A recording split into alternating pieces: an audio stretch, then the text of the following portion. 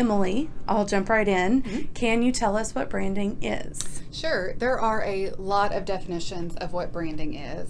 Some of them are very complex and very nuanced. However, at the core is this concept that branding is perception, that it's how your members view you. Essentially, it would be the adjectives that they would use to describe you.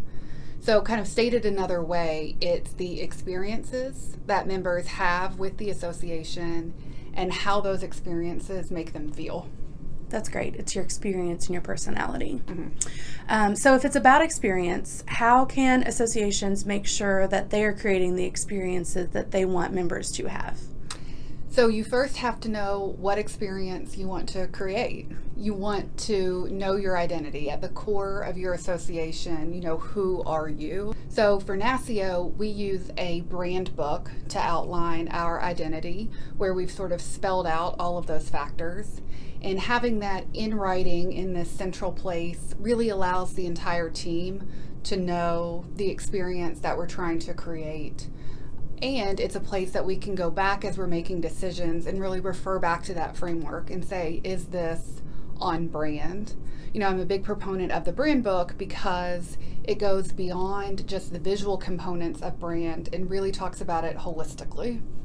We were looking for a way to easily explain a somewhat complicated process of submitting and then having judges score nominations for one of our national award programs.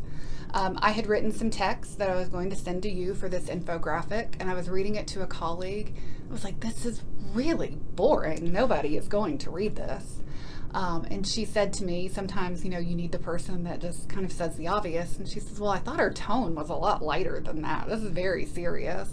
I was like, you know, you're right. And so I went back to the drawing board, and instead of saying something like, states work on innovative business development projects all year long, I simply turned that text into, states do cool IT stuff all year long.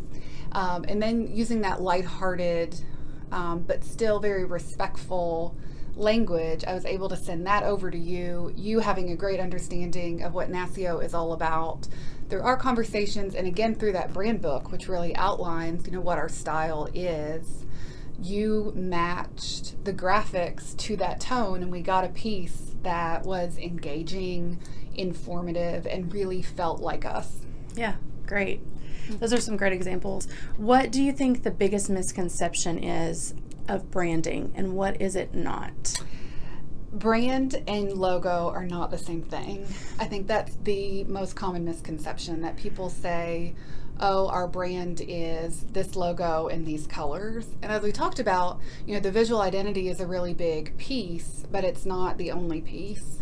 I often think of Tiffany & Company when I'm thinking of branding, because people would not be able to tell you the typeface that's used for the logo. They'd be able to tell you Robin Egg's blue, but they won't be able to tell you, you know, the exact Pantone color of that.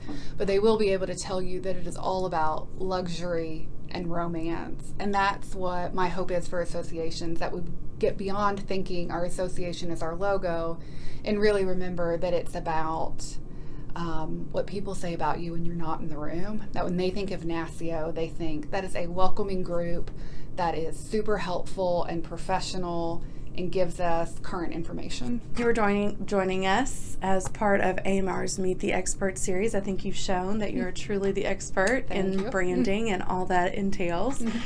So thanks, and I hope you can join us again. Absolutely. Thank you.